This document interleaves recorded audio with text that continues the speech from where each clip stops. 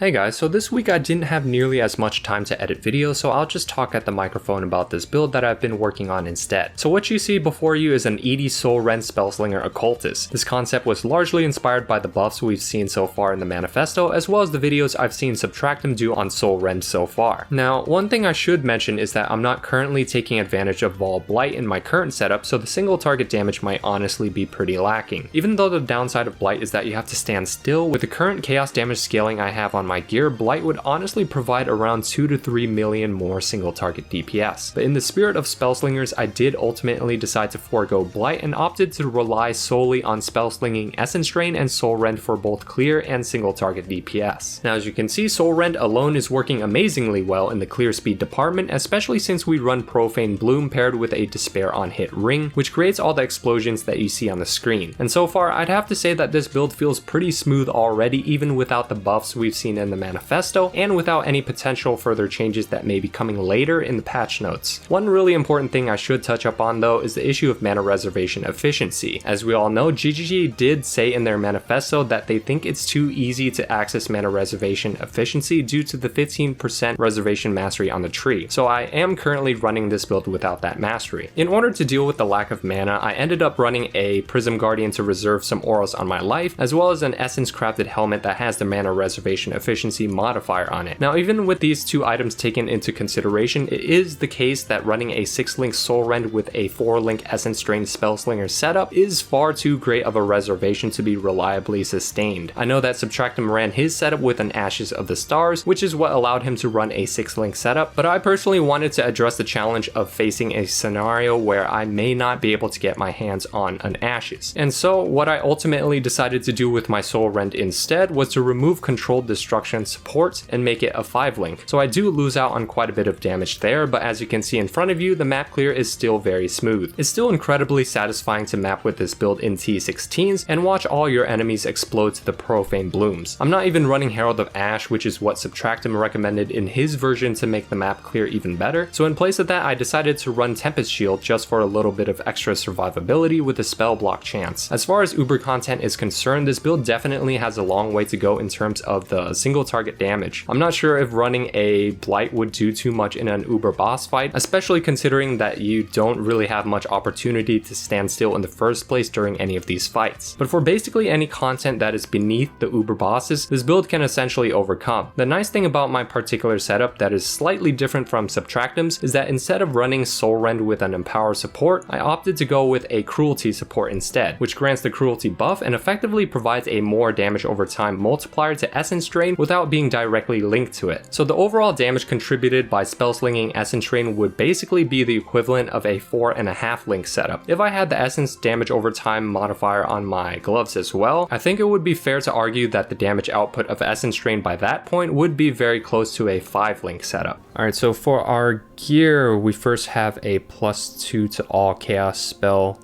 wand with chaos dot multi on it. I got pretty lucky with the chaos dot multi. I was mainly using fossils to roll for the +2 and luckily landed with the dot multi at the end of it.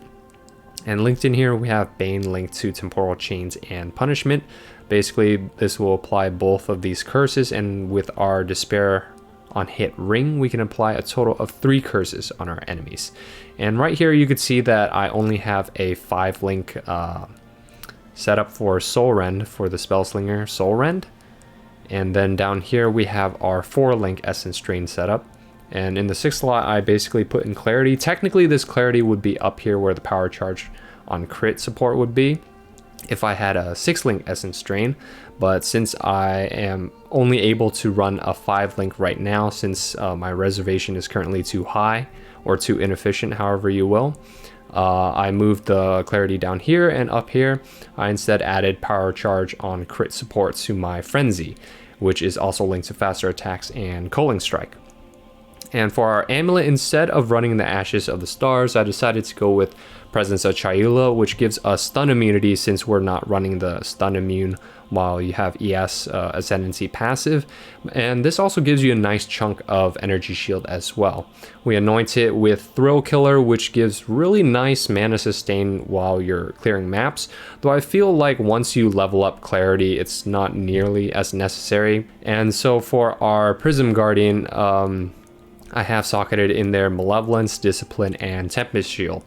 Obviously, as I mentioned earlier, Subtractem does run this with Herald of Ash instead of Tempest Shield, but I personally prefer the slightly more tanky setup of auras, and so I run with Tempest Shield.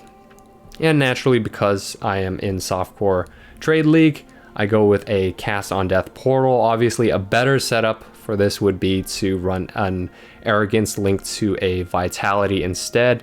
And for the other links, we have Arcane Surge linked to Flame Dash. I think that's fairly basic, and that's basically it for our gear. Most of our rings in our belt are basically stats and ES. I also bench crafted on cooldown recovery rate for the Flame Dash as well as the Spellslinger cooldown. And that's basically it. The gloves basically cover for more dex as well as resistances, and then I just bench crafted on ES wherever I could. Now let's cover the tree.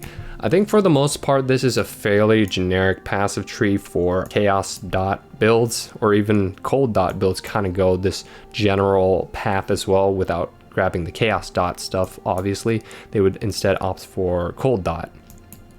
We do run Pain Attunement since we are going low life. There is an energy from within Cobalt Jewel here. I did get it with a 2% increased reservation implicit. That does help out quite a bit with our mana reservation issue.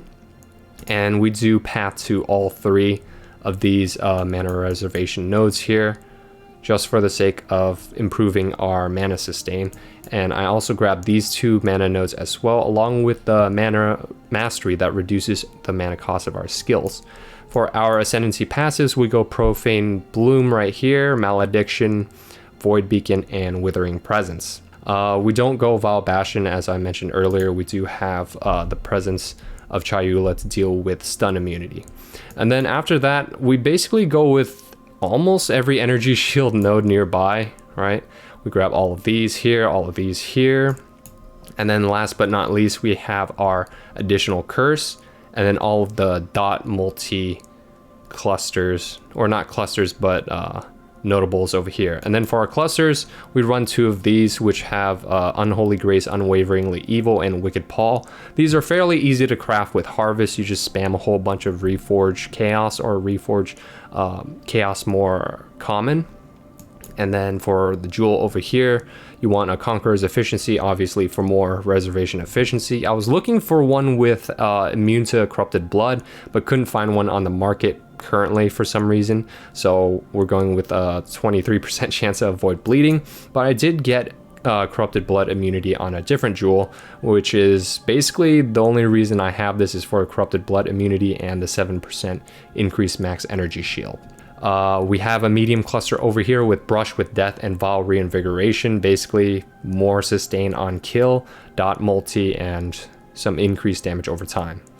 And then on our Watcher's Eye, you mainly want to aim for a 22% damage over time multiplier while affected by Malevolence. I got lucky and I found one with double clarity modifiers, and that's basically it. You have a lot of these energy shield nodes here. You run the energy shield masteries right there, and also you want to grab since I do link Cruelty to my Soulrend instead of Empower support, we do run with the increased effect of Cruelty.